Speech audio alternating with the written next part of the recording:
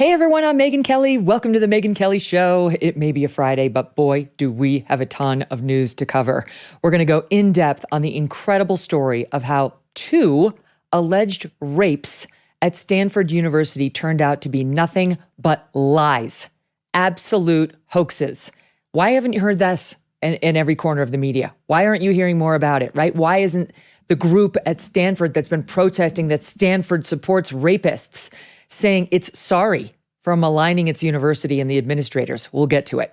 Plus, second gentleman, Doug Emhoff, compares upset parents at school board meetings to the hatred that led to the Holocaust.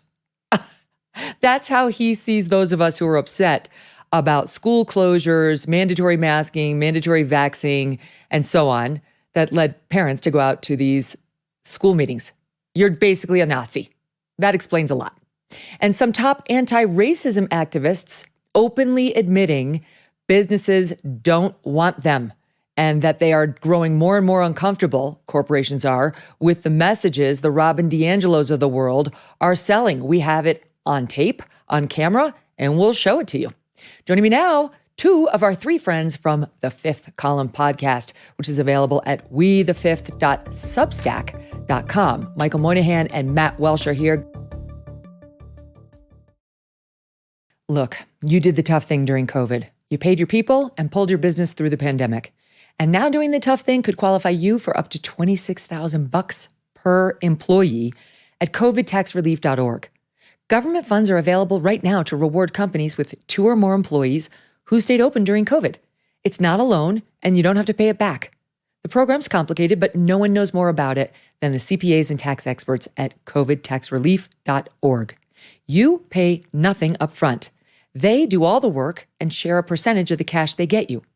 Businesses of all types, including nonprofits and churches, can qualify, including those who took PPP loans, even if you had increases in sales. You did the tough thing for your employees during COVID. Now let covidtaxrelief.org help get you up to $26,000 per employee. Visit covidtaxrelief.org. That's covidtaxrelief.org, covidtaxrelief.org. Guys, welcome back to the show. Thanks for having us. Hi, Megyn. I'm very intrigued by your background in the filing cabinet closet. Yes, I'm live from Montana for the 5th day. This is my kids have spring break, so I decided to work for the first week, and then I'll be off next week for 4 of the days anyway. But anyway, yeah, I'm in my bedroom. I'm in my bedroom, and we just shoved some bookcases back here with some books, and it looks pretty decent. It's not bad. It makes you look very learned, I have to say, that rather than just having the closet there. Yeah, the books are good. It was funny because I wanted it to be like kind of pretty, so I only pulled the white books. Oh. We tried it with like a blue and a red, but it was too distracting, so we went for something more. Yeah. By the way, the books over my shoulder, I haven't read a single one of them. Mm-hmm. I confess I have read a lot of these, but so has my husband, Doug. It wasn't all me. Now, what happened to Camille? Where is he? He missed a couple of Fifth Column podcasts. He missed one with stuff. What's he doing? He's got better things to do. He tells us he's in Chile. I don't know. He's fomenting a revolution or something. Who knows? Every time you turn around, the guy's at a conference.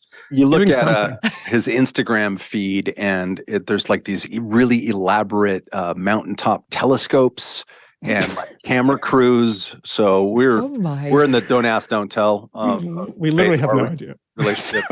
Got it. We'll find out when we get the call asking for like a bailout once the Chileans get their hands on him.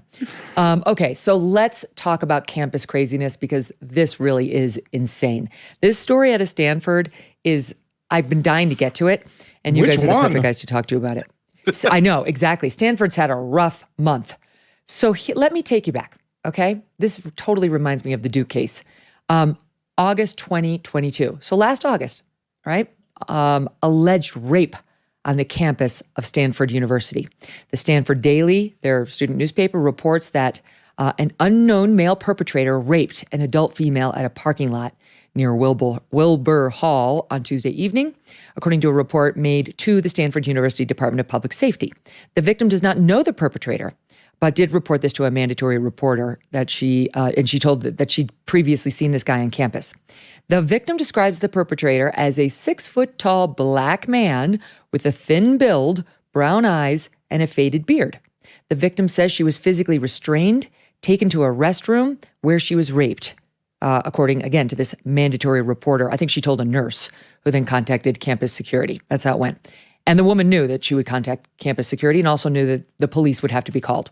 But the woman said she did not want to speak personally with law enforcement at this time. All right, horrible. She's been raped. She was taken into grabbed at a parking lot and taken to a restroom. Sounds terrible. Already the students are outraged on the campus of Stanford. They blame the university. You're not protecting us. Stanford's not safe. How dare you allow this to happen to this woman? But it's all very sketchy. Flash forward just a couple of months, right? August to October. So it's 2 months later of 2022, another sexual assault. A male perpetrator sexually assaulted an adult woman in the basement of a university building on Friday afternoon. I'm back from the Stanford Daily quoting. According to a report made by a mandatory reporter, meaning I think a nurse again, who brought the allegation to the Department of Public Safety on campus. The adult victim told this mandatory reporter she was in her office when an adult male grabbed and forced her to a basement where he raped her. The victim does not want to provide a statement to law enforcement. Now, as far as we can tell, guys, said victim, well, let me put it this way. The reports on said victim did not make clear to the public that it was the same woman. It's the same woman. Now, you tell me what the odds are that the same woman, within the course of 2 months, gets randomly grabbed, dragged to a second location, and raped on campus, okay? And also doesn't want to talk to cops. This thing smelled from the very start. So either people fell down in their reporting obligations and covering it, or the people giving the disclosures failed to provide necessary information, because the fact that it was the same accuser matters, definitely matters. Enter the outraged students. They're protesting all over the campus. They're outraged. Stanford loves rape. Stanford University is an accomplice to rape. We deserve to feel safe. So what does Stanford do? They temporarily expand the presence of security on campus. Are the students happy with that? No, because cops hate people of color and cops make people feel unsafe. So now they're pissed off that Stanford started flooding the field with more security presence, and Stanford tries to appease the lunatics by saying, don't worry, the security staff have an understanding of anti-bias protocols and procedures. So now you got to worry that your woke students who are very worried about rape are also worried about whether the cops are racist and they don't want to deal with it. Who the hell is going to protect you from the rapists if it's not going to be the security? All right? Like, we can't get enough don't rape people training out into the campus ether in time to save everybody. We might need some cops to stop the actual crimes. So that's where things stood until, here we go, flash forwarding to this week, March 15th. Santa Clara District Attorney. We just did a long story about Santa Clara with David Zweig and how this lunatic place was spying on churchgoers, infiltrating their prayer groups, reporting on how they were not wearing masks and they were having too many people at their church even when they shouldn't have during COVID. This place is a lunatic fringe place. And it's where Stanford is. It's a sort of Palo Alto, that area of California. DA announces charges against Jennifer Grease, Gries. No pictures available of this woman, but I have to ask, I do wonder. She's 25 years old. She worked for the university, and she has accused a black man of raping her twice. I can't help but wonder if this woman were white, whether they would have found a way of releasing her photograph to everybody. A white woman accusing a black man with unfounded allegations of double rape. So where's the picture of Jennifer Grease? I'd love to see it. Because they make all this stuff about race, but not this one? Why? Let's find out. Let's know everything there is to know about Jennifer Grease, who ought to be thrown in prison for years for doing this. She's being charged with 2 felony counts of perjury, 2 misdemeanor counts of knowingly inducing another person to give false testimony. She is a Stanford Housing Services employee. She's an employee of the building. And let me go on. This is not her first time making up lies about what appears to be her male coworker who she was out to get. Last March, she made a sexual harassment complaint against this guy.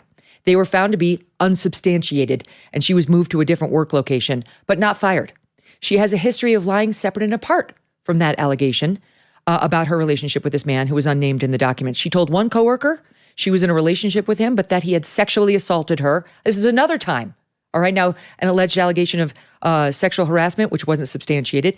2 allegations of rape, which are false, an allegation of sexual assault, separate from those, that left her pregnant with his twins before she suffered a miscarriage, another lie, disproved according to the authorities by medical records. Then they find her text to a friend, quote, "Can't I just make his life a living hell myself?" She texted her coworker about the alleged assault. "I need to start standing up for myself. I'm so annoyed. I'm coming up with a plan. That way he's shitting in his pants for multiple days." Eventually, prosecutors got their hands on her in January. She admitted it was all a lie.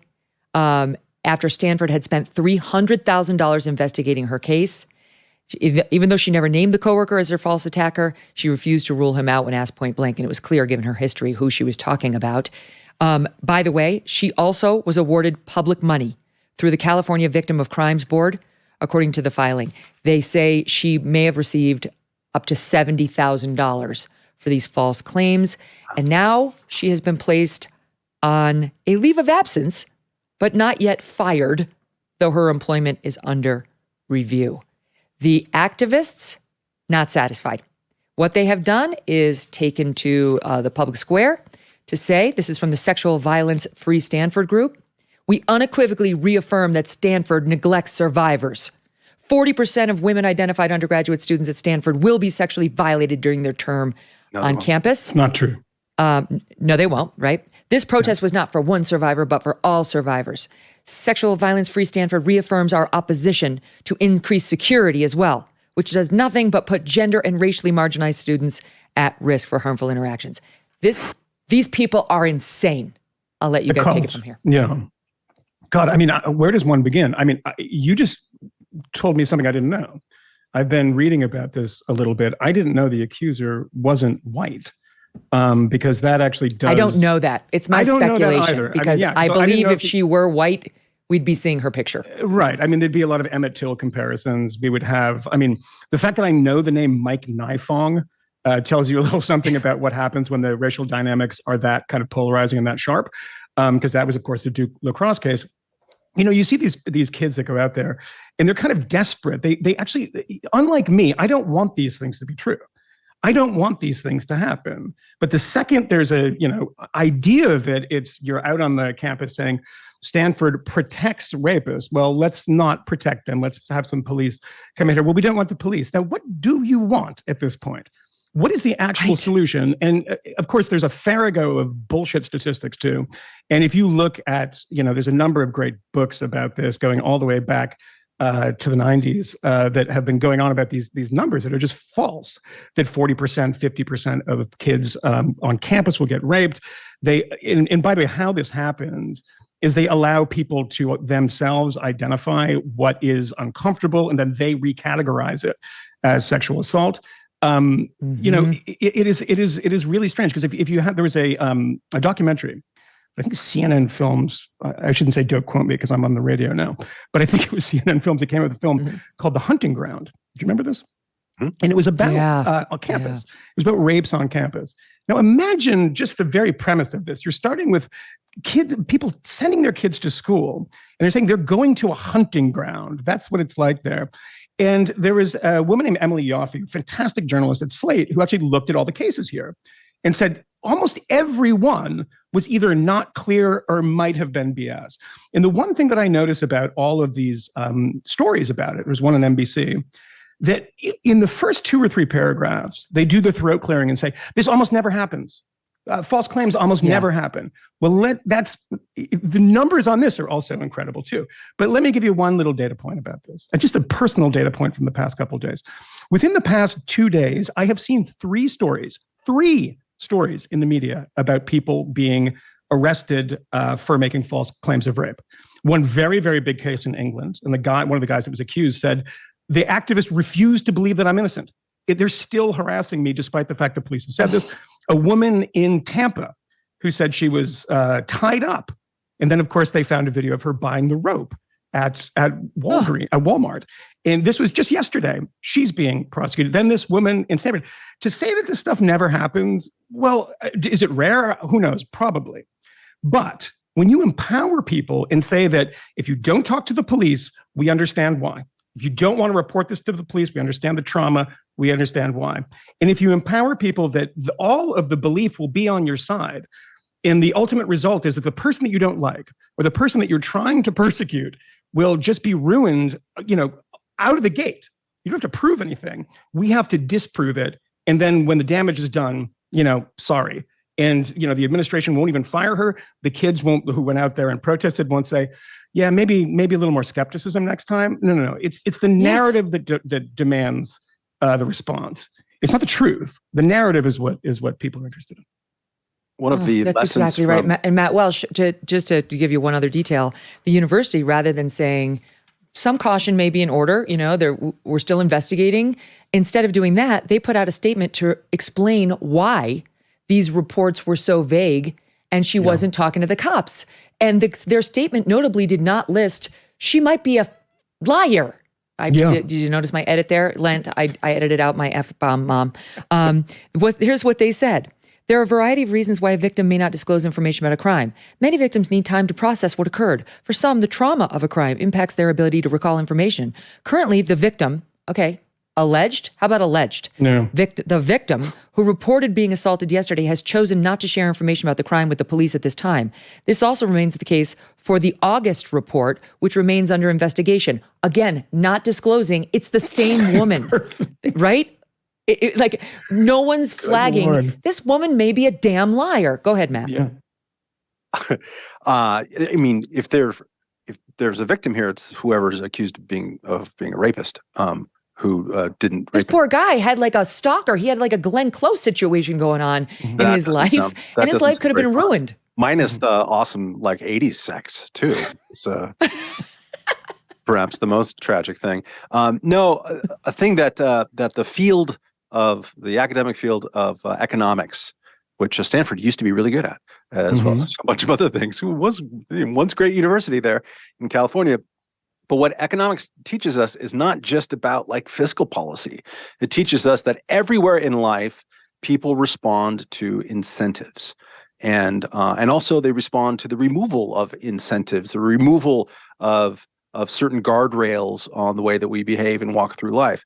And so what has happened serially on college campuses, especially since the Obama administration, they made it easier. They changed the incentive structure for people to make accusations about sexual assault, and they also removed the ability back then of people who were accused in these cases to be able to face their accuser or even the evidence, to refute the evidence that was subjected to them. So they rewrote Title IX basically back then to do that. That was then reversed under Trump and Betsy DeVos, and now the Biden administration is going the other way. But if you remove the incentive of that there might be punishment to lying, and you also simultaneously, not all incentives are like laws and punishments. Some incentives are given socially.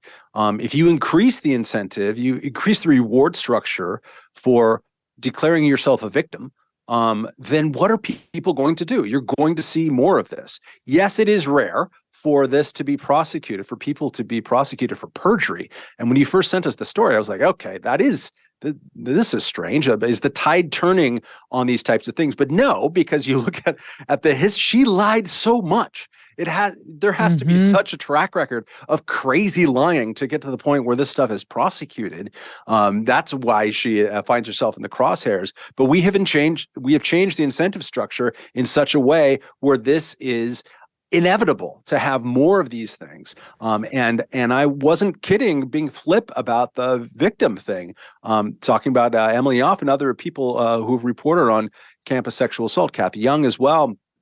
There's been a lot of people, predominantly immigrant men of color, who have suffered horrible consequences for things that they likely didn't do, at least not as described. They got kicked out of their schools because of these kind of kangaroo courts that were allowed to be convened after these rules were changed. That's a problem if we care about individual due process and rights. And that includes, of course, people who are sexually assaulted themselves and who might have a lot of reticence to report it, and they're suffering from trauma. But all of that requires due process. It doesn't require, and it should not tolerate, and it should not be excused by activists or anybody else or the campus itself, people who are being so flippant with the accusations. Those people are the ones who are cheapening everything and making it more possible for malfeasance to happen. The bloodthirsty mob doesn't care about facts. You guys are right. They care about the narrative. And what's especially galling is that on a lot of these campuses, this involved a university employee, but usually it's a student making an allegation against a fellow student.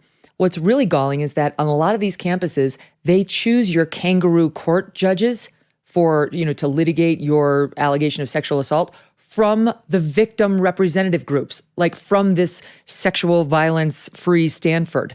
That happens on campus after campus where they find the judge, jury, and executioners from a group like that. So how's a young man going to fare in front of these lunatics who don't care? They're still outraged that anything has ever happened on a campus like Stanford, not about what this woman did, how she almost ruined a man's life, about how she undermined legitimate claims of rape. And so the whole system is set up to evade due process and just to get scalps. That's what they want. I mean, to complain about this too is typically to get the response, you can't make an omelet without breaking a few eggs. It's that, so what, there's going to be some people that are going to be unfairly treated. But keep in mind, in these tribunals, typically you're not allowed to confront your accuser. It's it's about it's a 51%, 51% of people say, it's not 100%. You need to have a full jury that agrees on this. And what happens to your life then is anybody's guess. Usually it's totally ruined. And, the problem is, you're expelled. You're labeled a sex offender, and you almost never prevail on appeal. You can bring it into federal court, but even if you win in federal court, the universities don't reverse themselves. Yeah, in the Kangaroo Court, there's no appeal, too. I mean, you're on the universities. These are not being adjudicated by actual courts. And they interject just sometimes in these cases, which have been documented very well, these cases have been cleared by cops. They've been investigated and found not just like, oh, there's not enough evidence. It's like, no, this didn't happen. And yet they were still adjudicated in such a way on campus, regardless of those findings. And that's the phrase that I was looking for, preponderance of evidence, which is, 51%. Yep. But, the problem with this is that from people in our perspective and people in our business of journalism is that this is a binary thing to people. You either, believe the victim or you're some sort of hate-filled monster who wants to question their story. But the issue is that, a long time ago, in 2014, I think, I wrote a piece for the Daily Beast. And I went and I did I think Jake Tapper show about this, and I might have mentioned this on here before, about the Sabrina Erdley story in Rolling Stone about the UVA rape case, which was, really just overwhelmed the media. And I was the person at the very beginning who said, I don't believe this. And that was a very uncomfortable position to be in. And what you do as a journalist is you look at the evidence, how it's presented to you in a story, and you say, like, I can't tell, I don't know, but I have to go on a sort of smell test. If someone brings me a piece as an editor, I have to say, like, I don't know if this is true. You need to back this up a little more. To say this in a case like this is considered sort of a hate crime, because in the Rolling Stone case, there was one little detail that somebody threw a bottle at her. They were harassing her outside of a bar, and it sort of windmilled across the street and shattered on her head. And I said, that doesn't happen. That's not how this works. I'm not a physicist, but this does not happen. First thing, but to say that at this point, and to your point, Megyn, when you find out, that's why they don't tell you, when they find out the person is saying, I've been dragged into various closets over 2 weeks, and the same things happened to me, that's when the smell test is like, oh. But even if that were public, I would caution people. I mean, you have to do it as a journalist, but I would prepare people for the backlash of saying, well, I don't know. You can say that about murderers, people accused of murder. You can say that about people accused or presenting some other crime. When it comes to sexual assault, we are supposed to, as journalists, just say we believe. And remember, the Washington Post had this headline, about believing women, and they ultimately changed it. It said one must believe them, and that is a very, very odd formulation, isn't it? One must believe 50% of the population in particular charges. We get it's absolute madness. And your job as a journalist lose our ability is to lie with our double X. Yes. I'm not saying that this is happening all the time, but I'm just saying that skepticism is what we do as journalists, and the crime itself is a real crime. It's a horrible crime, and one has to do throat clearing about that, because you always get accused of just minimizing it when you're doing basic journalism and basic skepticism. I'll bet you it's happening more now post the Me Too movement, where women think this is an arrow in my quiver. I can use this.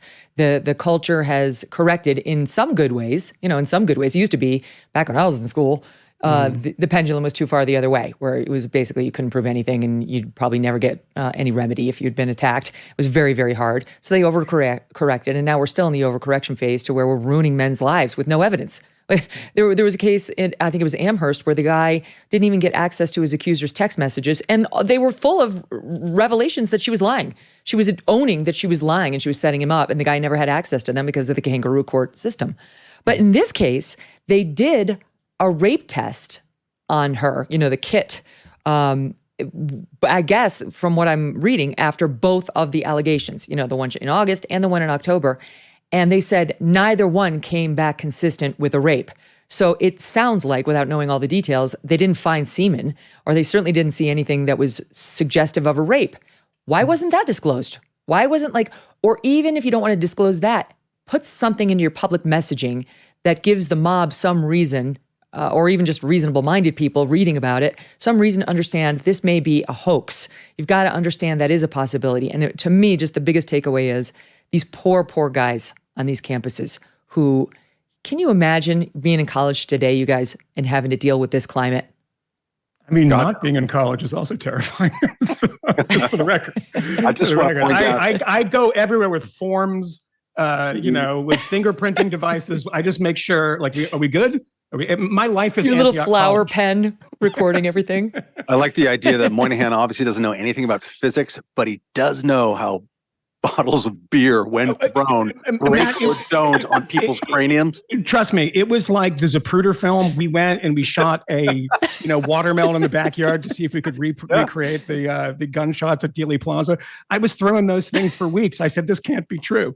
All right, before we move off of Stanford, we got to stay on Stanford for a minute. Oh, by the way, I wanted to add this. Heather McDonald, she's brilliant. She's done great reporting on this alleged, rampant sexual assault on campuses issue. Just Google Heather McDonald and sexual assault on campus. You come up with, she has a great book on it and so on. But she did point out in one of her pieces that the vast majority of those in that alleged 40% who will experience sexual violence on campus never report it. Why is that? Because there's a culture against women? No, it's because she says the overwhelming reason why the alleged victims do not report is that when you ask them, they do not think it was that serious. It was like some guy tried to kiss me and I didn't want it. Some guy grabbed my ass and I didn't want it. These are not, the activists want you to believe 40% of the women on college campuses are going to get raped. That's a lie. You got to look deeper. And actually, I did a long report for this for Special Report back when Britt Hume was at the helm years and years ago. And some of the ways that sexual violence or violence against women is defined on campus can include something like just any unwanted touching at all. Like somebody grabs your arm and you're in the 40%. So all those stats need to be taken with a huge grain of salt. Yeah, all right, so while we're on the topic of Stanford, let's go up a couple of years to the law school. We had the head of the Federalist Society, which is the more conservative-leaning group within the law school student body. They invited this Fifth Circuit judge to come, Judge Duncan, speak to the students on campus, the Federalist Society. Great, fine, happens all the time. He's more right-leaning. So is the Federalist Society. Works out fine. Plenty of left-leaning speakers on Stanford, too. Nope, the law students couldn't take it, shouted him down. Now David Latt, who I believe started Above the Law, but now he's got a Substack. And he's a lawyer / reporter. And he's gotten his hands on the full audio talking about how Judge Duncan takes to the lectern. Students start making gagging noises, keep screaming out, heckling, boring, we took con law, and so on, continuing to disrupt him. And then it goes downhill from there. The guy was not able to give his remarks. Then that weird DEI lady took the mic with her prepared marks she had written down, hijacked the whole event, lectured him. It was so offensive.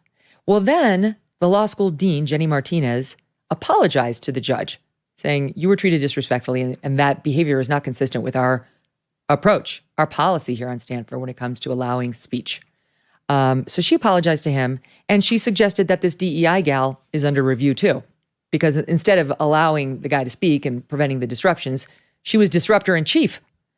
So this dean, Martinez, arrives to, she also was teaching Conlat. She shows up to her classroom after her apology, and she finds a whiteboard covered inch to inch in flyers attacking the judge and defending those who disrupted him.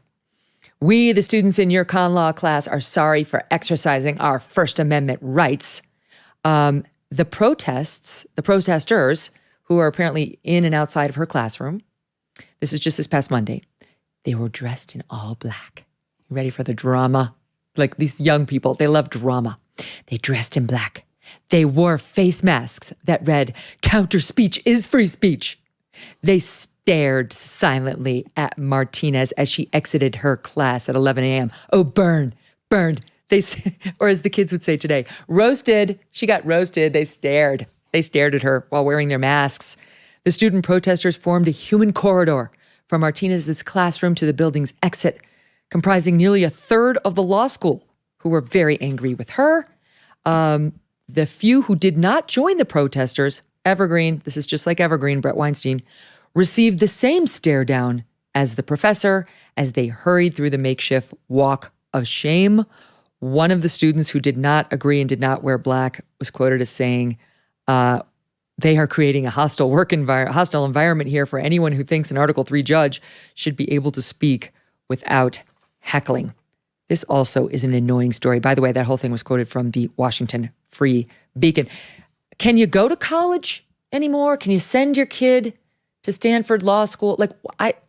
All of this is about extremism on campus when it comes to woke ideologies. And again, we're talking about Stanford Law School. Stanford is not really known historically as the place where it's not Evergreen, right? It's not Reed College. Yeah. It's Stanford. This is the West Coast prestigious school. This is the only non-Ivy League school that ever sends, judges to the Supreme Court. It's Stanford. True. It has the Hoover Institution. The Hoover Institution is not an Evergreen University institution. It is center-right think tank talking about important things. Leland Stanford, look him up. Wasn't woke. That's not where this comes from. I can't believe that this is happening in a law school, any law school, let alone Stanford, right? This is undergraduate stuff. This is what you do in the 7 years that it takes you to not graduate from a four-year university, is that you engage in all kinds of different protests. At my school, at the UC Santa Barbara, is all about protesting apartheid and having shanty towns and blocking the oil platform project. It's great, right? It's fun stuff that you do when you're an undergrad. When you're in a law school, you're preventing people from talking who are a judge. What are you doing? I don't understand the process.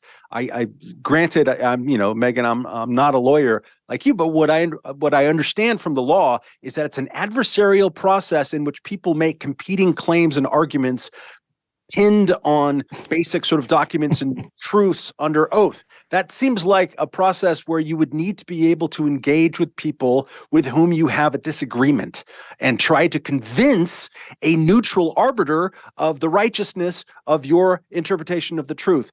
I don't know what making people not talk teaches you in that process. It's really embarrassing. And to answer your question, I have a daughter who's 14. Gosh, I hope she goes to college in Europe where this hasn't happened. I don't know if it's any better. Yes, I don't know if it's any better over there. Yeah. But I will say, having practiced law, you stand up, you hate your adversary. I mean, been there. You don't get to grunt. You don't get to interrupt his presentation to the judge with, fascists. I took con law. You suck. Like boo on MAGA and Trump, whatever they said. You're not going to last long. You would be thrown out of the court. Try it. Yeah, you would be in contempt of court. You would be sanctioned by the judge, and you would be humiliated in front of your client. Like this behavior, counter speech is free speech. Sure, shut the F up, let him give his presentation, and then pepper him with tough questions when he's done. No. How could you back this ruling? How did you dehumanize? Whatever they want to say. It's absolute nonsense. They do this all the time. It's the same thing when people get canceled and they say it's accountability. This is just counter speech. It's like, no, you're mowing someone. You're not allowing them to speak. It's not counter speech to prevent somebody's speech. That's thuggery. And what Matt said, which is funny about the 1980s, it was always the protests on campus were the shanty towns. They built these, this is very famous, you can look it up. And it was protesting something that deserved to be protested. The racist regime of the South African apartheid government that was a hideous blot on, the world at that point. Right now, kids are protesting, and I do refer to them as kids, even if they're in their 40s, they're acting like kids. They're protesting the exchange of ideas. This is where we've gone horribly off the rails. Matt also made the point that this is undergraduate stuff. Yes. And guess what? The undergraduates we've been pointing this stuff out for 5, 6, 7, 8, 9 years are now graduate students. They haven't gotten over it. It's part of who they are at this point.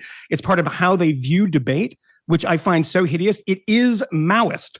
And I'm sorry to say that this is not the exact same thing or any way of the Cultural Revolution. But the first death in the Cultural Revolution, by the way, was a teacher that was killed by students. This is actually true.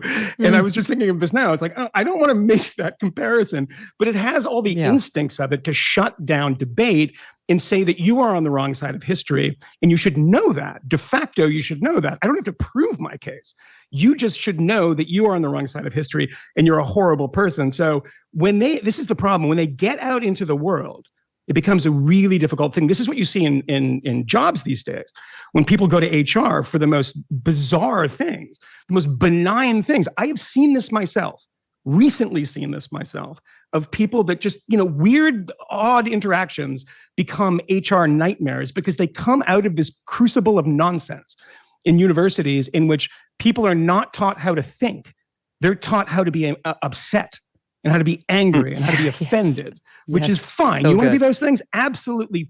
I was about to swear. Fine. But be able to make the argument as to why, and then I will crush you like a bug because you're a silly nonsense person. But as opposed to just letting this happen, the feeling is itself justified by what you do. All that is justified by your own feelings. Nonsense stuff. These people who are so indignant, as I point out from David Ladd's reporting, were gagging. They were gagging. The judge got up there and they were like, this is them. Okay, they want, that's mature. The speech they're so proud of. And they were holding up a sign, we have a picture of it, that reads, this judge, Judge Duncan, can't find the clitoris. Only the shorter form of that, which sounds more vulgar. It's disgusting. What does that even mean? Screw these kids. He's bad. I don't even know. Like, what is wrong with me? How come I don't understand this? What is the? You don't understand the clitoris? No, I don't. But no one has a sign in front of me. No, I don't. They just no. I said, no, I don't get it. I've been looking for years. Yeah, it's like the Ark of the Covenant. I'm going to help you out with that. I don't know. But why does that? What does that do with law? Good God. I'm going to give you the directions on that right after this. Can we do that in the break, please? Yeah. I've been trying to find someone. Google search. Help you out. Chatbot AI more is with like, the fifth no, column, guys. All right, more with the 2 out of the 3 of our fifth column friends right after this quick break. If you're like me, you're growing more and more concerned about the future. The market's all over the place. Inflation is at its highest level in 40 years. Interest rates are skyrocketing. Market experts are now reusing that term recession a whole lot. And it's scary. If you want to protect your future, call a precious metal dealer I trust, American Hartford Gold. They can show you how to protect your savings and retirement accounts by diversifying your portfolio with physical gold and silver. All it takes to get started is a short phone call, and they will have physical gold and silver delivered right to your door or inside your IRA or 401k. And they keep it simple. They're the highest rated firm in the country with an A+ rating from the Better Business Bureau, and they've got thousands of satisfied clients. And now, as an exclusive offer for our fans, if you call them right now, they'll give you up to $1,500 of free silver and a free safe too on qualifying orders. So don't wait, call now. 866-518-2955. That's 866-518-2955. Or text Megyn, Megyn, to 65532. Again, that's 866-518-2955 or text Megyn to 65532. So before we leave the campus insanity, I would be remiss if I did not bring up what's happening up in Canada. And this, Matt, goes to your point of people respond to these incentives. Okay, so let's journey north.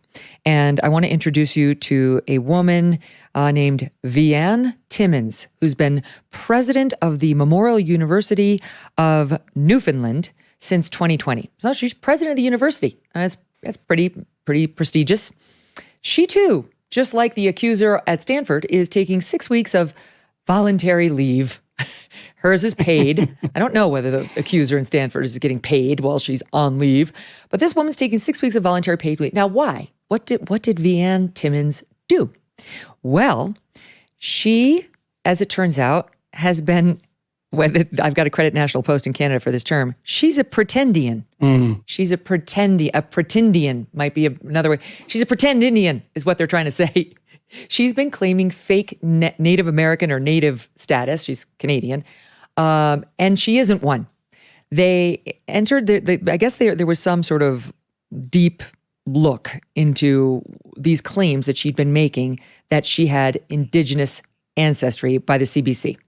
And the probe found no proof that she has this ancestry whatsoever, despite her claiming First Nation heritage. Timmons explained that she became a member, now forgive me, I'm going to butcher this, but I'm going to give it a try. She became a member of the Brazior Micmac First Nation in Cape Breton after her brother researched their family's genealogy around 2009, that she became a member of the First Nation tribe. Timmons said her father had told her when she was in her 30s that she had a Mi'kmaq great-great-great-grandmother, great-great-great-grandmother, but that he was ashamed of it. However, CBC News could not find any Mi'kmaq relative closer than, ready, 10 generations removed. They went back some 400 years. I love these stories. She claimed, however, not to be deterred, I have documentation that will prove a closer link than that. And they said, well, could we have that documentation? She said, well, it's likely in my mom's house and I can't find it. Okay. Stephen White, who's a genealogist consulted by the CBC, told the broadcaster that Timmons' most likely claim to indigenous heritage was via her great-great-great-grandmother, Marie Benoit, who was herself just 1/16th Micmac. 1/16th. Now Timmons, on her heels, claims, well, I've never benefited from this claim. All right, just so you know, like it was just like sort of a fun family thing, but I never used it. But the CBC News investigation found that the membership in the tribe was listed on her resume. Last updated when? 30 years ago? No, 2016. That it was also referenced in her biographies for her professional dealings, including a national advisory board. Listen to this. They also found that the tribe membership, when she's saying she's a member of the tribe, was listed in multiple professional biographies between 2011 and 2018. And then, just in case you had any doubt about the veracity of her claim, she's never used it, she was the 2019 recipient of an INDspire, I-N-D, INDspire Award for Education, an award openly touted as, quote, the highest honor the indigenous community bestows upon, wait for it, its own people. Matt Welch, your point has been made very clearly. This, by the way, this is the second time this has happened recently in Canada. There was a woman who is the top indigenous health expert, and I think for the Canadian government, it turned out she was a pretendian too. And there's a woman who actually, very funny, keeps a list of these people. And you look into it, and they always do the same thing. It's Elizabeth Warren thing. You know, I've been told in my family, this is in my family too. Everybody I know has had that, and you just don't believe it at some point. But if there was some kind of racial hierarchy that we just look down upon all these people, why would everybody be claiming to be partially this, that, or the other? You'd imagine they'd be running away from it. But the incredible thing about it is this is race science. This is blood science. Because this woman says, oh, I discovered it, which means you've never been discriminated against. You've never been held back because of it. So now you're saying that you have some sort of blood quotient that is a little bit in there. So therefore, give me things. Come on now. The same thing, Elizabeth Warren, by the way, and this is the kind of rock, paper, scissors when it comes to the people on the progressive left about this stuff. They like her too much. So they won't actually complain about the fact that she used it in her job application at Harvard Law School. She ticked it off and she was, kind of ushered in and counted as a minority on staff. If you are somebody who believes in this kind of, voodoo, you should say, didn't she actually take that away from somebody who was actually Native and not somebody whose mother told them that 18 generations ago, somebody watched an episode of F Troop and now all of a sudden they're part of Trump. Come on now. It's all nonsense and we should humiliate these people as much as possible. And thank God Camille's not here because he'd say it's all fake. And I agree with him. It is all fake. But, lying about it's bad. And it's also that, there are people who live on Indian reservations, Native American reservations in the United States, some of the poorest people in this country. Like there is if you want to have some solidarity for people, and also think about the economic structures, the governance, the way the United States federal government has absolutely screwed these people over in a systematic way.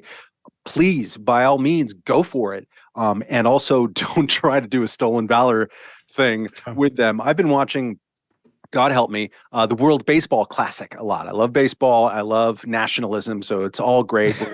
Go after the commies in Venezuela and Cuba next. It's awesome.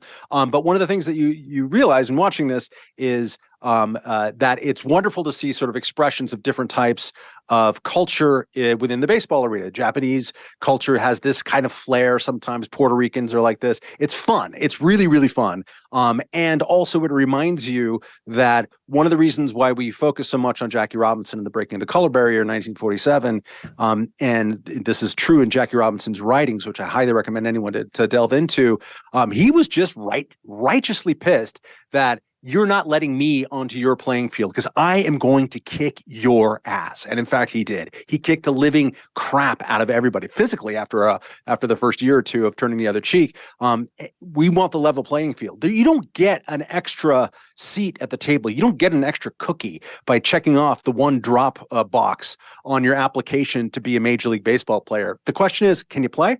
Okay. Come on in. No one cares. Like absolutely no one cares. And you start to think like, why don't we have more of that in the world? I'm sure there are places and times to think about people's background, especially again, on a more of a class disadvantage level. You overcame some disadvantages, particularly as immigrants, people who have been poor, like you keep that into consideration. But for a basic job, why are we awarding extra cookies to someone who ticked that box of their 10th great grandparent maybe had a little bit of this? It's ridiculous. 400 years ago. Right. After that's basically the connection now. We should be looking at this from a completely different point of view, which, just to echo Camille, is more and more to stop doing it from that point of view. Look at people who are actually suffering, have sympathy, figure out what best to do. And beyond that, it's just a weird tick.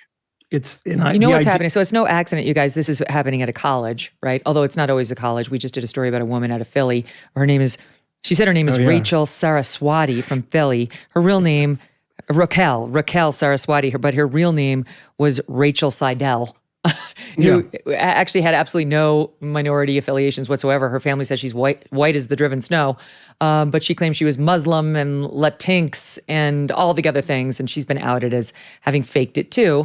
But what's happening now on a wider level is all these colleges are expecting the U.S. Supreme Court to strike down the use of race in the admissions. And so they're throwing out at the SATs, the ACTs, GPAs, because there is no way they're going to abandon their fealty to race. So they understand if they actually are just stuck with grades as a metric of, whether you get in or not, that they're probably going to see a decrease in enrollment of their target groups. And they're so obsessed with identity, they're not having it. So they're, preemptively starting to change the whole college admission system such that they can make it even more racialized, not less. The racialization of everything drives me absolutely insane. I sent Matt and Camille a text the other day that for reasons that I cannot explain, and I apologize for this, I was reading an article in the New York Times about the show Girls by Lena Dunham. And in the lead of this, it said it followed 4 white women. I'm sorry, what now? Why are you identifying them racially? The thing had nothing to do with race. You're just now identifying people's races when it's completely unnecessary. And one final thing about how old this is, the fake Indian thing, fake Native thing. Remember, we just found out that Sachin Littlefeather, who accepted the Academy Award for Marlon Brando, and went up there in, I think, 1972. I think it was for The Godfather. 73, and went up there. We found out right after she died, her sister was like, "Oh yeah, by the way, she's not Native American. We always knew this." No, and we just didn't say anything about it. Yeah. Sachin Littlefeather is. She was a Indian. She's like Jill Smith or something. She's completely not. She had some plausible claim, but it wasn't what she was. I think she was Mexican American, but yes, it's not true. But anyway, sorry to ruin that for you, Megyn. Not the same at all. Oh my God, that's unbelievable. Yes. Well, yeah, I mean, like more and more we're going to see this as this kind of thing can get you a promotion, it can get you into college and so on. And, if we don't stand up and try to wipe this out the way Camille wants, we're going to get a whole lot more of it because people respond to incentives, in the great words of Matt Welch. All right, Matt and Michael, stay with us for the rest of the show. There's so much more to get to, including the reenactment by the two guys who helped Jussie Smollett in his fake hate crime hoax. They went back and redid it for Fox Nation. We'll show you what they did. Are you tired of feeling like your personal data is at risk? Or you're worried that big tech is watching every move you make? If you don't want anyone else knowing where you've been, who you've met, and what you're thinking, StartMail is the perfect solution for protecting your privacy and for giving you peace of mind. StartMail is used by thousands of people around the world who believe that privacy is a fundamental human right worth fighting for. With over 330 billion emails sent daily, email has become essential, but sending one can be unsafe. It's like sending a postcard. Anyone who helps deliver it can read your message or make a copy of it. Big tech email providers can scan, analyze, and save details of every single email you send and receive, even after you delete it. They create profiles of your personal life, and then they sell those profiles to advertisers. This opens you up to intrusive ads, identity theft, spam, and phishing attacks. Say goodbye to ads and tracking. StartMail will never serve you ads and protects your inbox with state-of-the-art security. Sign up today to save 50% on your first subscription year. Go to startmail.com/MK and join the thousands of people who have chosen StartMail for all their email security needs. That's StartMail, start with a T, startmail.com/MK for 50% off. Speaking of race hoaxes, Jussie Smollett. Jussie Smollett is back in the news. We talked about this actually about a week ago. He's filed an appeal on his criminal conviction for the race hoax that he perpetrated in Chicago during the polar vortex, where he had two of his buddies attack him, two black guys. I mean, it's like, if you're going to try to pretend that you're the victim of a race hoax, at least hire white guys to do it. Yeah. He hired two black guys to attack him, pour bleach on him. They just so happen to have a rope on them that they now claim they put on his face, not around his neck, as he was later found wearing, because he really wanted the police to see where it was, around his neck. See, just like, years of old. So he's filed an appeal. He's claiming everything but the kitchen sink. He's claiming double jeopardy because he had originally struck a deal with a prosecutor who was biased, and instead they brought in a special prosecutor to go after him, and all sorts of things that are not going anywhere. But he doesn't want to have to serve that jail time. And Fox Nation, meantime, has taken another close look at the case, and they have gotten the two brothers who he hired to do the fake attack, which again, Jussie claimed at trial, they were real and that they were lying when they said it was a fake attack, to go on the record. Mbibola, they call him Bola, and Olabinjo, they call him Ola Osundario. The thing happened in January 2019. They helped this Empire actor stage his hate crime, and they testified against him, ultimately. They got 2 years probation and a small fine because they turned state's evidence on him, and he was sentenced to jail. Now, they give this interview to Fox Nation in which they go back to the crime scene, the alleged scene of the crime, 2 a.m. by a subway station, Subway the Sandwich, in the middle of the night in Chicago, freezing cold winter, and show us how it went down. Look at this. He was not there, so we were like, damn, what do? We didn't have no way of contacting him. He had no way of contacting us. So we waited here for about, 4 minutes? It was about 4 minutes, but it felt like forever. Because it was cold as balls. He turned around, looked at us. That's when we started yelling the famous slurs he wanted us to yell. It's MAGA country. Yeah. And then he said, what did you say to me? And then that's when I threw the first punch at him. I held the blow because I didn't want to hurt him, of course. So I made it look real, but I held it. Then we started tussling, moving around, and then I threw him to the ground. He wanted it to look like he fought back. I used my knuckle and gave him a noogie, so I went like this. Why did I do that? To give him a scar, to give him a mark, to make it look real, like he really did get his ass beat. After I did that, I fake kicked him. I don't know what he was doing. I wasn't paying attention. That's where I came around with the bleach, the infamous bleach in the hot sauce bottle, poured it on his shirt, Then I finally put the rope around his face. I did not put it around his neck. I just placed it on his face, and that's when we took off. Is that not the greatest thing you've ever seen? That's the best recreation in the history of television. Whoever the producer of that is, I want you to email me because I want to nominate you for an Emmy, because getting them to do that was the best idea I've ever seen. Tony's like, no, there's nobody there. There's not, just go and do the fight scene by yourselves across the street. We'll shoot it from across the street, which is an amazing thing. And then the best quote, and they keeps on saying the famous bleach, the famous things we said. The new famous line is, "It was cold as balls," which is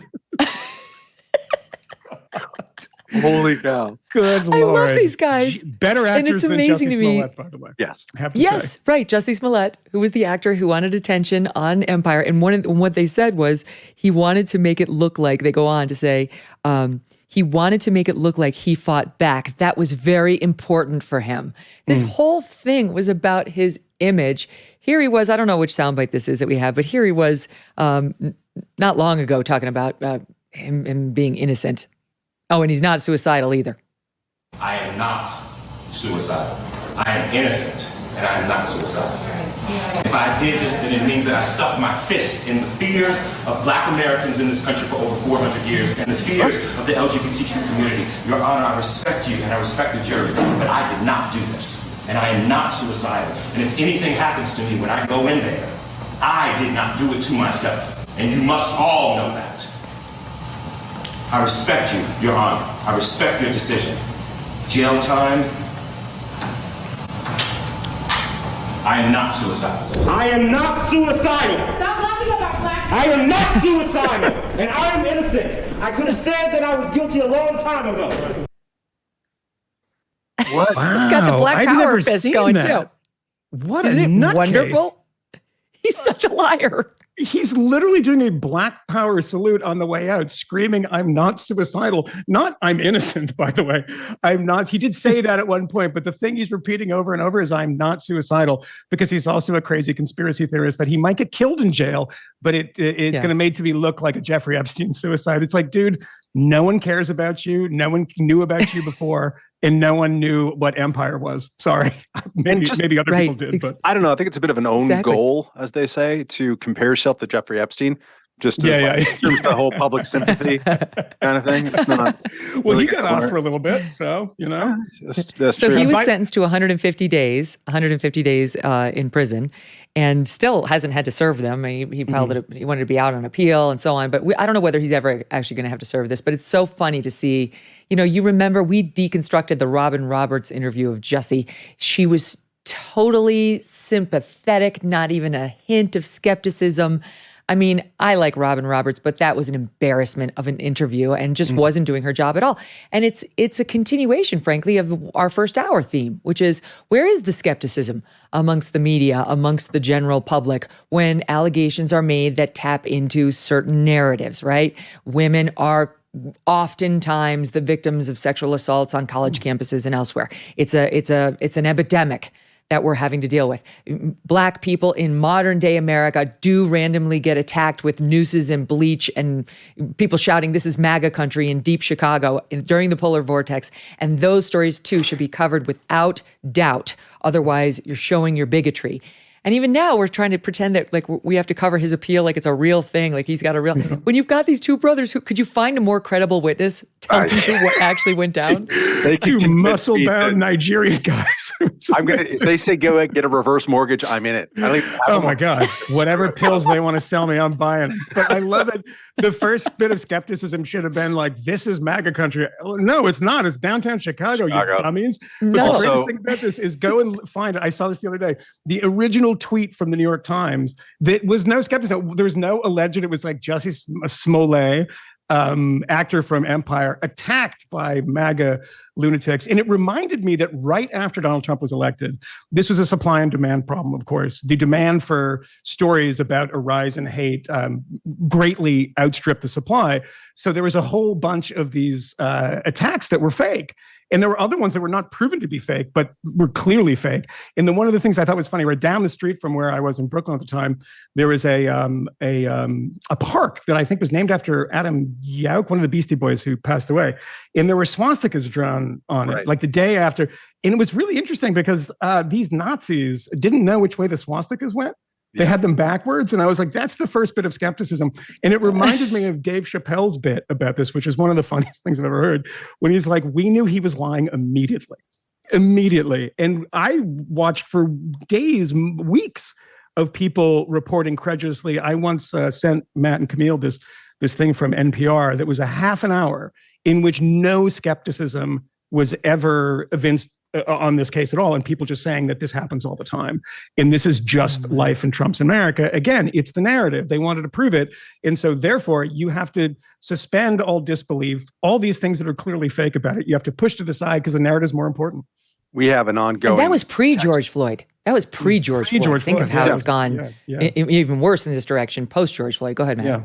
We have an ongoing text thread between the three of us on the Fifth Column podcast, and as we did at the time with this specific case. I think for us the equivalent to the Moynihan understanding that the bottle of beer doesn't break on the person's forehead knowledge was that we had a pretty good indication, just intuition, that famous-ish actor is not going to go foraging for Subway sandwiches at 2:00 in the morning during a polar vortex in Chicago. That didn't seem like a likely thing that was going to be happening anytime soon. What I think this demonstrates is that the people who claim to believe, and maybe they do believe to some degree, that we live amidst systemic racism, people who use the word white supremacy not to talk about people in hoods, but to talk about the overall structure that is like fundamentally unfair. The people who say that somehow in their hearts, or at least many of the people who will nod their heads at that time, don't believe it because it's not enough, right? That's an argument. It's an argument that I disagree with, and I think, or it's certainly a line of analysis that, therefore, if you're going to take it to its logical extreme, you're going to say, okay, so minimum wage is systematically racist.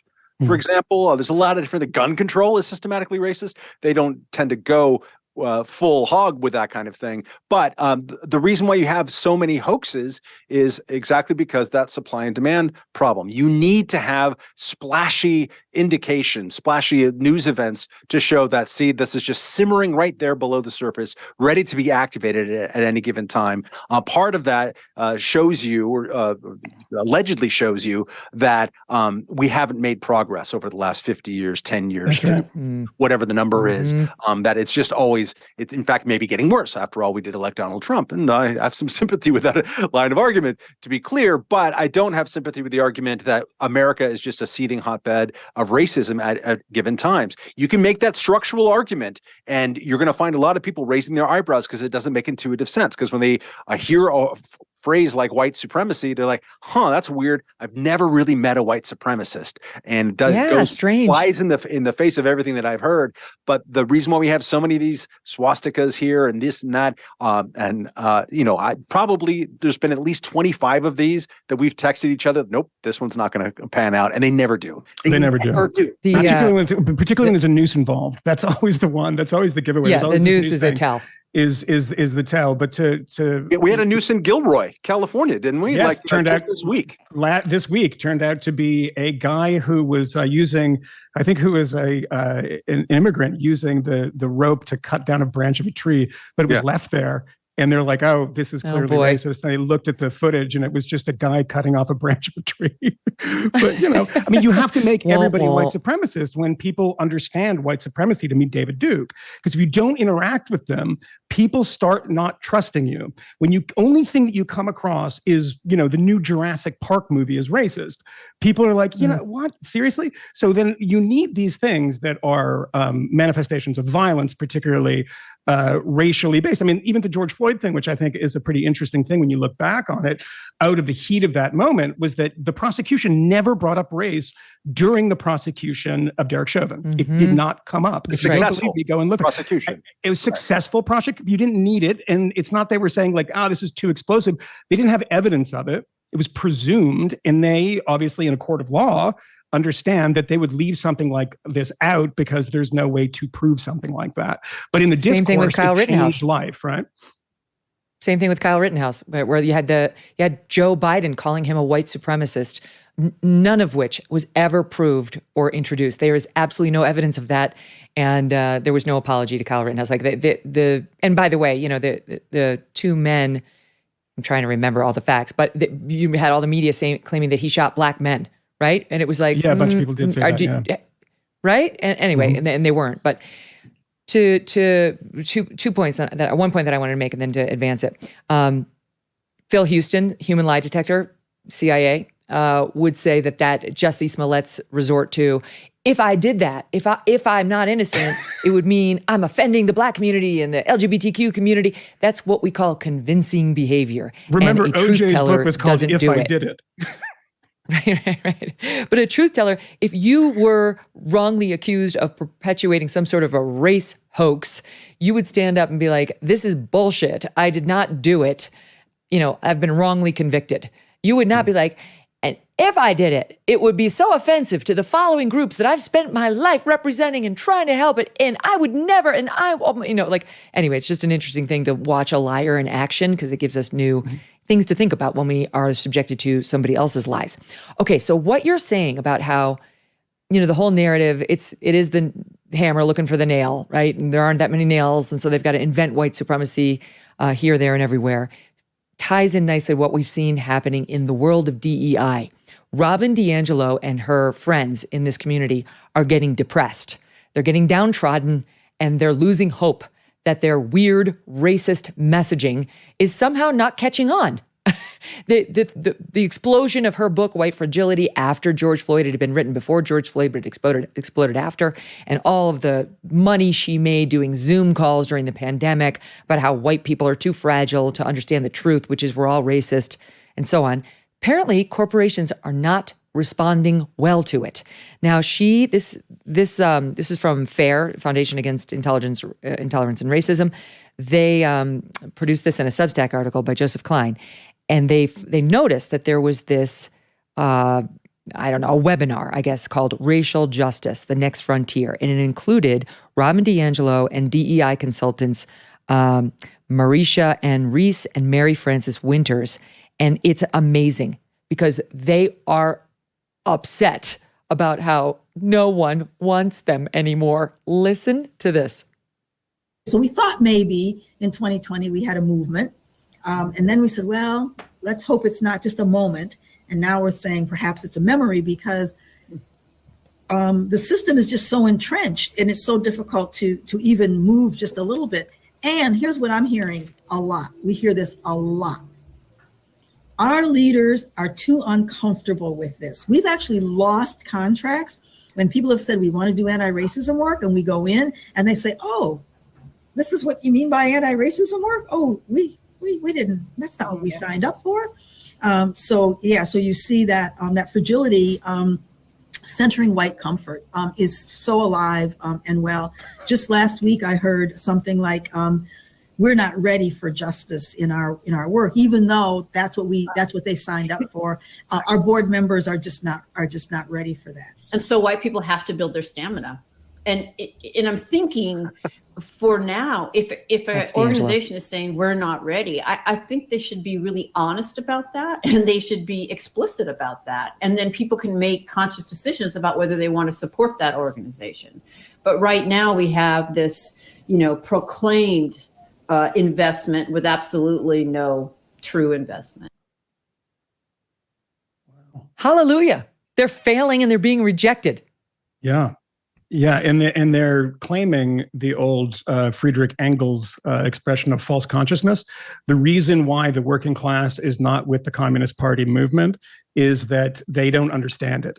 And it's not because they disagree with us, it's because they've been convinced by the capitalist press that this is what was said, in the late 19th and 20th century, why they couldn't get people in the working class on board. This is the exact same thing that is being said. It's not, no one is considering at some point that people in a work context are perfectly happy. And, as a work, I'm perfectly happy if at some point the HR person says, you can't racially discriminate because it's against federal law, it's immoral and it's wrong and it creates a terrible work environment. all of which is true. But that's what people sign up for. And they're saying they can't for 1 second imagine that they are extremists. And they are. Read the stuff. It's extreme. Nobody agrees with this stuff. If you were to actually put Robin DiAngelo's quotes in front of random people and poll them, you'd get 90%, I am guessing, that would say this stuff is absolutely bonkers. So when they say, and they can never, ever confront, it's racist too. They can never confront that they might be wrong. Or they might, be processing this stuff in a totally bizarro, radical, extreme way. They say, there's some white, and again, this is the racist thing because you're actually saying an entire race has this immutable characteristic. It's white fragility. It's white discomfort. We have to destroy white discomfort. It's like, no. They just think you're fucking crazy. I'm sorry, I just swore. Yeah. No, it's okay. It's only me and my mom and Lent. You're good. Is your mom? Sorry, Megyn Kelly's mom. I apologize. No, my mom said, you swear a lot. She said, if you could just get rid of the F-bomb. She doesn't care about you doing it. It's me. Okay. And so I agreed to try for Lent. So you're good. You're fine.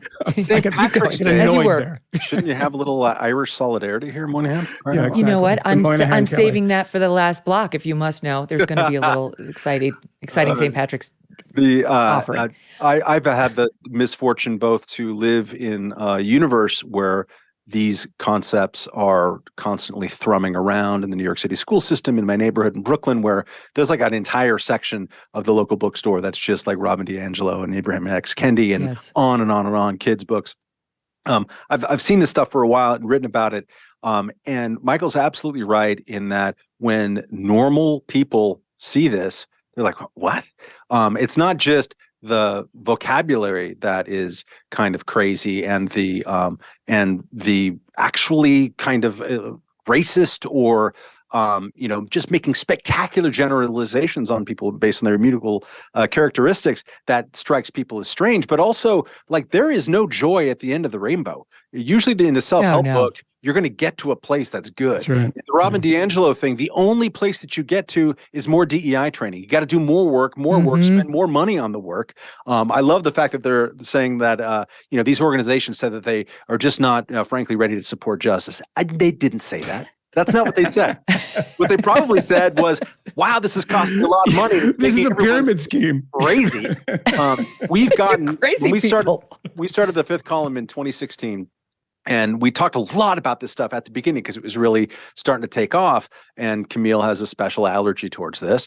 And Michael and I have honed ours over the years too. I would say, Mike, what would you say? At least 250 detailed emails, and it might be 2,500. Way more than that, yeah. From people who, one guy who's an entrepreneur at his own company, his own small company, was called on the carpet and like forced to do some DEI training. People who work in the military and all these places they never expected to be sat down. They talk about these things, and occasionally they tell happy stories where they had an actual conversations where they registered individualistic kind of complaints about it. And prompted discussions, but for the most part, they just kind of sit on their hands, shake their heads, and every normal person in the room is just checking their watch and ready for it to go. So of course you're going to lose support for that in any kind of moment of economic belt tightening because you're bumming people out. You're not really teaching them. And it's fake. The fun fact of it is that if you happen to be from a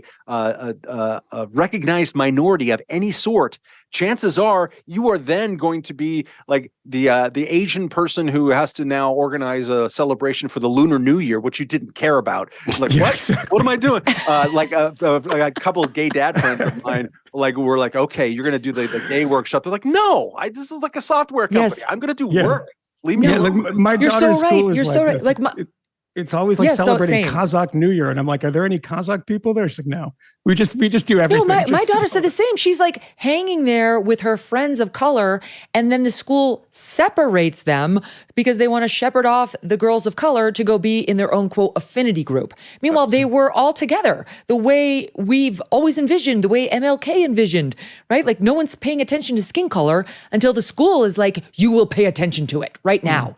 And that leads me to the second soundbite I wanted to run for you guys from this meeting where Robin DiAngelo, you tell me, to me, she sounds an awful lot like Scott Adams in his statement that got him canceled, okay? There was international outrage over what Scott Adams said. This is not that far afield. Here's Robin DiAngelo in SOT 3, soundbite 3. I'm a big believer in affinity space and affinity work. And I think people of color need to get away from white people and have some community with each other. Yeah. Yeah. Can you imagine if like saying that about what white people? Oh, I really think white people need to get away from black people. I mean, that's basically what Scott Adams said. And now he lost his cartoon and he was condemned by everybody. But you can say it if you're Robin DiAngelo the other way around. Two things about that is that he shouldn't have lost his cartoon. You should let the market decide that. And the second thing is what he said was stupid. And I think everyone should acknowledge that because it is a mirror image of what Robin DiAngelo says, because black people should get away from white people. It's at this collectivization of who people are is the thing that we hopefully have been fighting against, unsuccessfully, apparently, for a number of years. But, to Matt's point, it is like, we owe Robin DiAngelo, Matt and I, and Camille in particular, a thank you, because the number of emails that we get that always start with this preamble. Matt, tell me if I'm wrong about this. 60, 70%, they say, hey, I'm like a liberal. I live in a city too. I'm a Democrat, but like, what is going on? And I found your podcast and I'm like, thank you, Robin DiAngelo. You've taken another person and converted them to sense and brought them to us. So that's been the only positive thing about it. But people don't tend to like, particularly of a generational thing, because Megyn, Matt, all of us have come from a generation that whether it was effective or not, it was the narrative, which was that collectivization of group, characteristics is wrong. And why do we know that's wrong? Not because it's some philosophical thing that we read in a book, but observationally, we know it's stupid and wrong. Because you can't say, the number of people that have said to Camille, and I wish he was here to talk about this and not in bloody Peru. Is he trying to get away from us right now? Is that what's happening? Yes. Is he taking this Robin advice? DiAngelo texted him. And she was like, you need to get far away from these people. And he was like, I'm getting on the plane. Non-black fragility. That's what I'm hearing. Yeah, he has Baltimore fragility. He's not from Baltimore. He's from Maryland, though. But that kind of thing, though, is like, crazy that Camille and I, the people who say to him, oh, you're not authentically black. And then, of course, there are 150 million ways of being black. Another way of saying that, there's a lot of ways of being human. The black thing is irrelevant. But questioning somebody's racial affinity and their racial commitment is one of the most offensive things that I can imagine. And it's also something that's never Matt, passed towards us. We're not like, oh, you're not being authentically white. That is where privilege comes from. We are the norm. Because we are the norm, we're expected to have a diversity of approaches towards our lives and our relationship with whether we even self-identify as white or not, which I increasingly don't check those boxes whenever asked. And imagine thinking like, I'm waking up and thinking like I'm a white person and I have to like defend whiteness. Like, what the hell are you people talking about? And yet we impose this on basically every other group. But look what she's doing there. What's baked into what she's saying is, the black people really need to get away from white people. It's baked in. White people they're annoying. They're awful. Of course you'd need a break from them. My God, they're terrible. And that's her whole thing. I'm terrible. She actually recommends in this book that a white person, whenever she or he walks into a room with a black person, start off by apologizing. Yes. Just, hi, I'm sorry I'm white. And for all the sins of the white people. This is just so incredibly. No, but don't do it extravagantly, Megyn. That's also because that is also assuming your privilege. No, really, I've read down to the kernels of her book, and it's so terrifyingly bleak and unpleasant. You can't imagine her cracking a smile, except a rueful smile on like it just sucks to be so rich, peddling white guilt to people, which she absolutely does very successfully. One quick point, my 8-year-old just had a DEI type of seminar yesterday at her private school in New York, and they read a story about a kid from China, I think, who transfers to America at a school and is treated really mean at her school, and that's bad, and we shouldn't treat people mean. And I asked her, and I wasn't being leading in any way. I was just kind of curious how the whole thing went. I'm like, imagine that happened at your school. Like you got a girl from China tomorrow. what would happen? And she's like, we would be totally happy to talk to the kid from China. That sounds fascinating.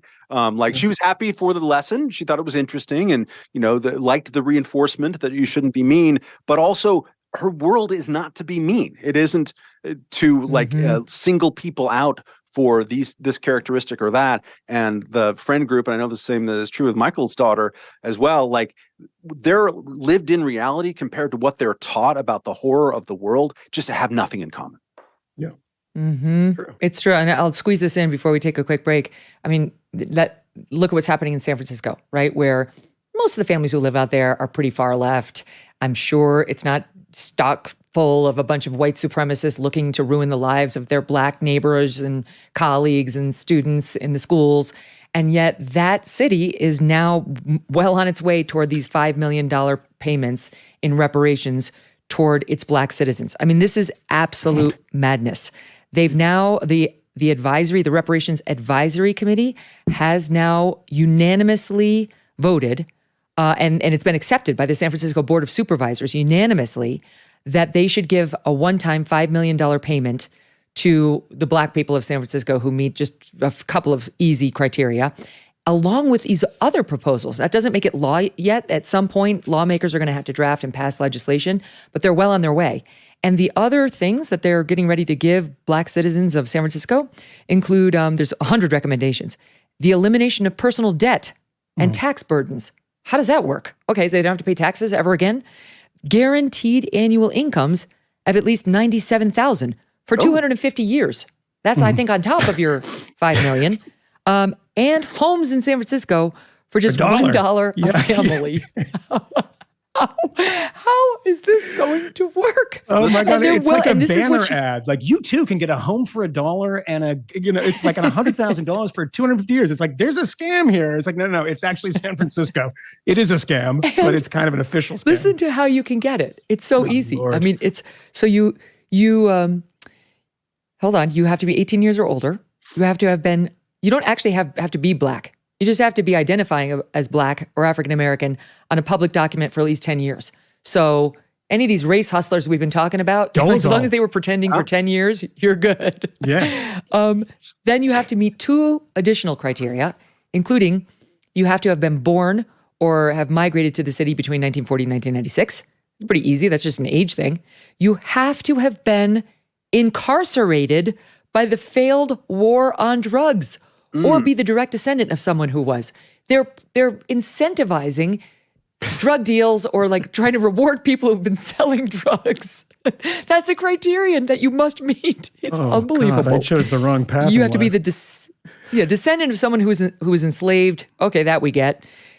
Displaced between 54 and 73, or be a descendant of someone who was. Okay, all right, what? Part of a marginalized group who experienced lending discrimination between 37 and 68, or in formerly redline communities. Okay, so honestly, you can just have said that you were Black for 10 years and immigrated to the city or been born in the city between 40 and 96 and have been arrested or haven't been incarcerated by the war on drugs, like if you sold drugs. And you, according to these geniuses, are going to get all of these perks. Yes.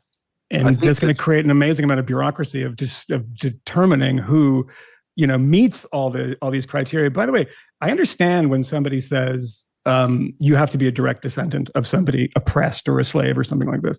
Because we've done this in the past, and there's times when it makes sense. And at times when it makes sense with people who actually were themselves harmed.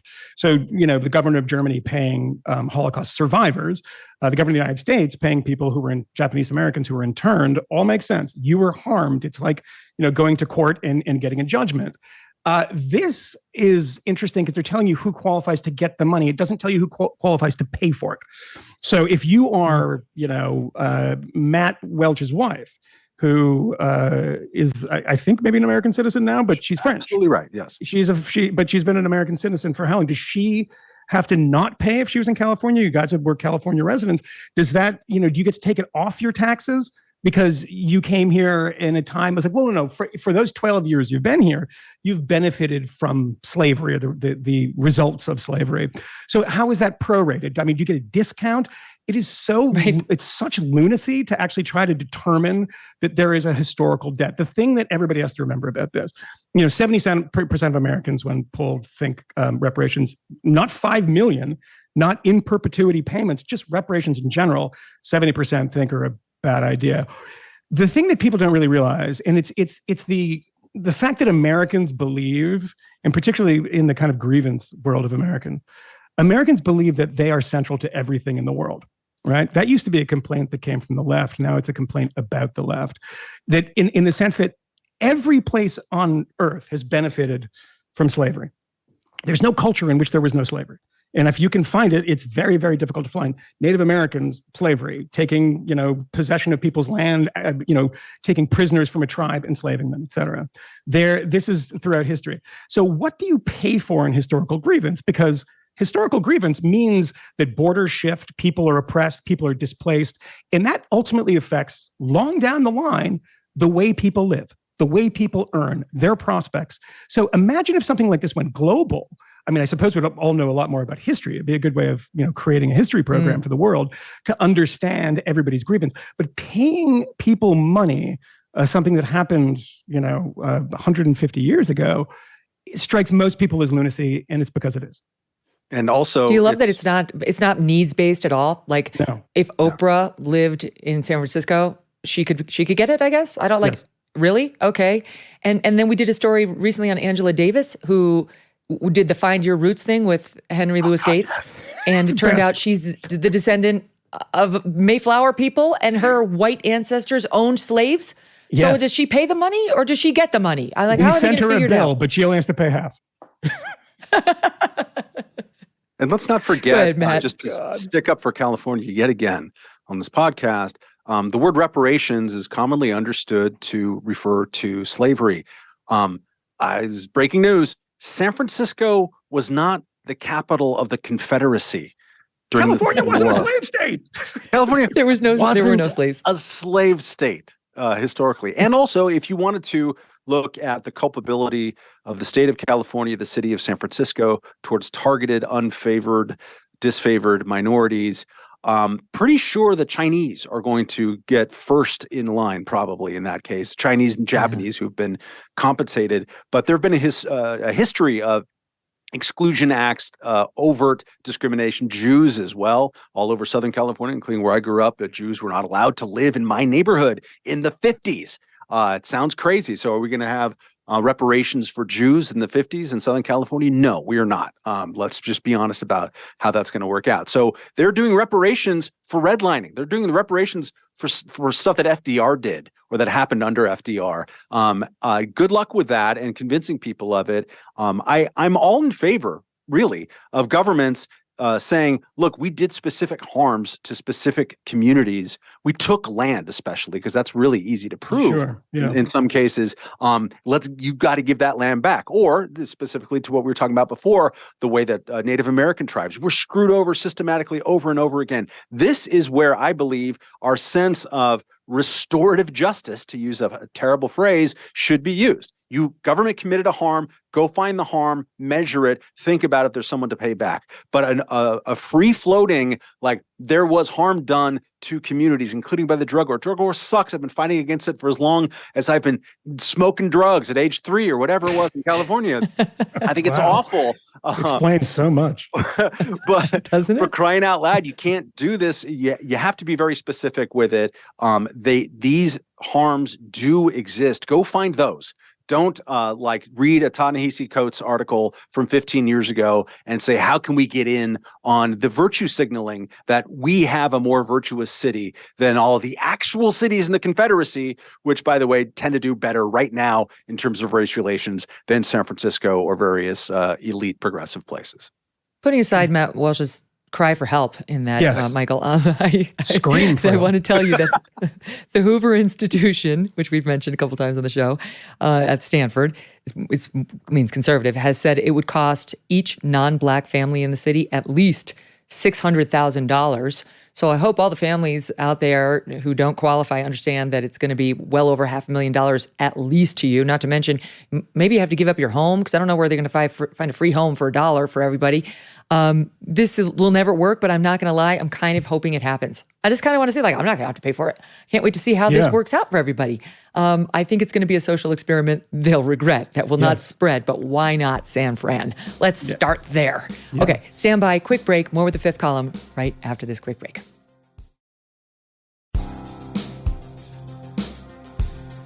Welcome back to the Megyn Kelly Show. I've got my St. Patrick's Day gear on, and I'm back with Michael Moynihan and Matt Welch of the fifth column. Did I tell you? I'm ready to represent. I have got my necklaces. Yeah. Yes, it's pretty. You like it? Yeah, I think the people of Ireland are very excited about this. Yeah. You should see my kids right now. They're skiing. I got them like the wraps that go on your helmet, which has got like the shamrocks all over them. And they too are wearing their gear because, hey, it's St. Patrick's Day and we got to let loose. All right. Now, one of the things that's also happening this week, you may be aware, is the March Madness tournament. Are you guys in a bracket? Did you do your brackets for somebody? Absolutely. I did because about 1 year out of 5, UC Santa Barbara, my sort of alma mater before I got kicked out of school, makes the tournament. So I just joined whatever work thing there is, and I picked them to win it all. Yes. So today they're going to start the march. You're like I am. So my system is very random and I lose pretty much every year. But when I nail it, I win the whole thing. Happened in 2018. You could Google it. I won the media tournament. Technically, Willie Geist won because he actually entered and I didn't. But there was proof online that I had picked the best bracket of anybody in the media tournament. Because I only pick schools that I have like an emotional affiliation with. Like unfortunately, I picked Virginia because I used to live there and they got crushed in the first round. That was disappointing. Everyone got that wrong. But I have Baylor going all the way. I think I have them winning because I had a really sweet dog named Bailey who we called Baylor. So if I nail it, my bracket is very upsetty. Well, apparently Kamala Harris is following the March Madness because Howard University was playing. Who are they playing? Who did they lose to? Kansas, and they got crushed by Kansas. It was quite the beatdown. I think it was like 29 points, 28 points, and she decided to go offer. The Huffington Post write-up was like her inspirational speech to the Howard team. You tell me. Here's a sample. Oh no. You played hard. You played to the very last second. You made all us Bisons so proud. You hustled out there. You are smart. You are disciplined. You put everything you had into the game. And that's what it's about, right? This team, this year, this team. You make us so proud. Oh my God. Veep was a documentary. Veep was a documentary. She is incapable of not being entirely embarrassing. She's like, you guys, you had the ball, you dribbled it, you put it in the hoop sometimes. Sometimes you didn't, but you tried. And that made me so proud. You lost by 30 points. Even that sucked. You actually were terrible. You were really terrible today. You should have gone in and just been like, yeah. Oh my God. You're smart is my favorite line. You're smart. You're smart. You're disciplined. You're people like you. Yeah. You're the basketball team at a university. It's what her husband says to her. She's just repeating her husband's comments to her at night. Yeah, well, her husband's comments were like, you guys, it's like the Holocaust, because that's what he was talking about this week. Yes. No, I have to say the thing about Kamala Harris is that it is something that is indescribable. And I think everyone will know what this is when somebody says, do you want Kamala Harris to run for president, for instance?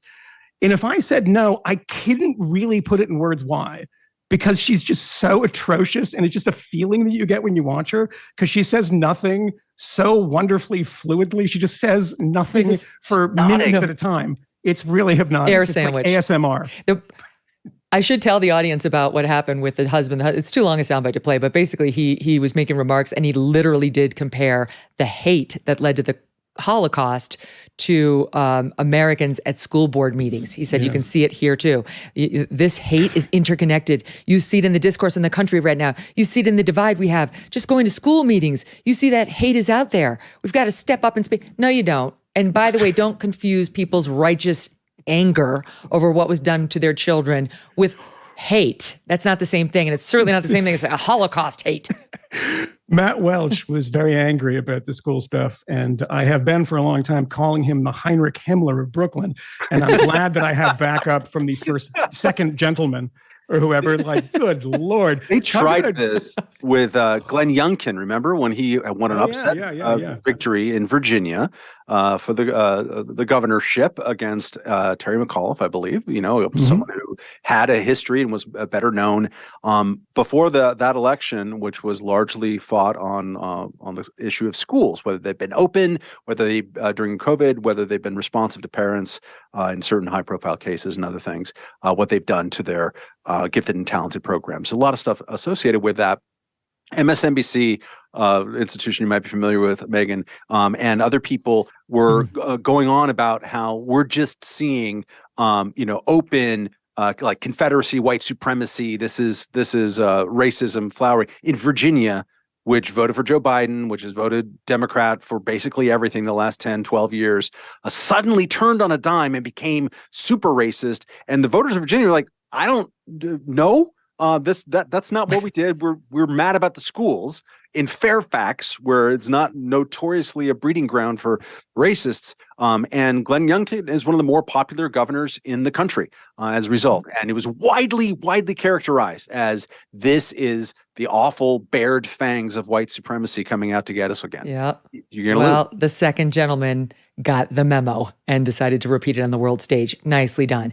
As we're on the topic of second, Mike Pence is fighting with Pete and Chasen Buttigieg. Mike Pence went to the Gridiron, I think it was, which is like this muckety thing with journalists and politicians where you get up there and you do a roast.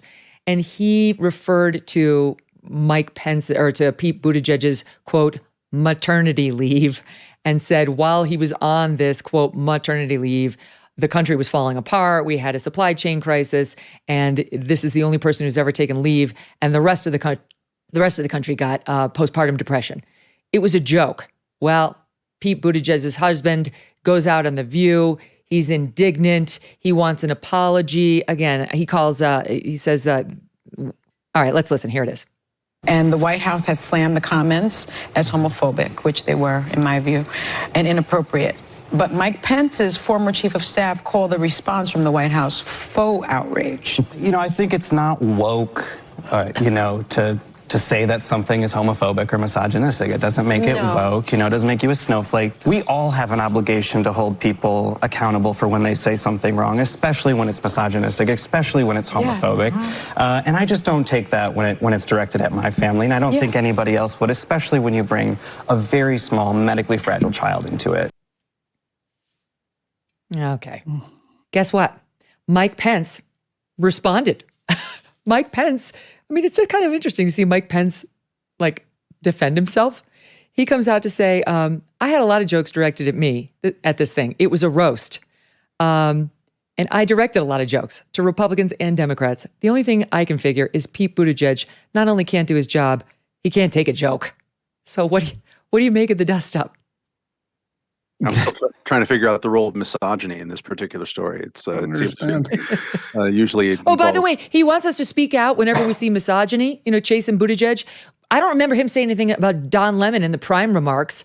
Nothing. Boo. Why don't you hold yourself to your own standards, sir? Sorry, keep going. Oh yeah, that's right. Sorry, Tom. I tend to forget about Don Lemon things. I just flush them out, and then it's brought up again. Why in you're a the happy Oscars. person. He was made fun of in the Oscars, by the way. The woman who won. Did she win Best Actress or something? I didn't watch, but I saw her quote. And if that woman had made fun of Tucker Carlson, it would have been on on every newspaper and every news feed. But since she was making fun of Don Lemon, very little was said about it. So, who won in this debate between Chasen Buttigieg and Mike Pence? And is he right? Can you? Take a freaking joke. America lost. Yes. That's what I know. Nobody won, but America lost. Look, it's a bad joke, and that's irrelevant. But you can call out the joke, but never tell people to apologize for jokes. Honestly, it is obviously different if Gilbert Gottfried says it than Mike Pence, and it would be funnier if Gilbert Gottfried says it. But you can be offended by the joke. Absolutely fine. I have no problem with that. But demanding apologies is not something that I'm in the business of asking for. It's like, I miss George W. Bush. He could take a joke. God, was he beaten up by everybody? And he always laughed, just show some class, take a whatever.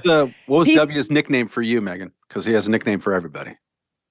I'm trying to remember. I think he called me Meg. He called me Meg, which nobody calls me other than my husband, Doug, which I like. That's kind of cute. It made me feel Weird closer note to end him. on, It was Megyn. kind of like, I will say this. I think the reason he gets mocked for the, leave is I realize he had twins and the whole bit, but he took the same time on his child that I took for mine. And I actually grew a human being in my body and birthed it and had a surgery. And Pete Buttigieg and I had the same maternity leave, paternity leave, however you want to say it. And there are a lot of people who kind of looked at it like, really? Okay. Anyway, so the last word. Love talking to you guys. We'll get Camille in on the act the next time. Thanks for being here. Thanks, Megyn. Thank you, Megyn. All right, guys. Monday on the show, we're going to have a close look at all the new developments in the Idaho College murders case. And then I'm going to take a little vacation. All right, before we go, have a happy St. Patrick's Day and a happy weekend.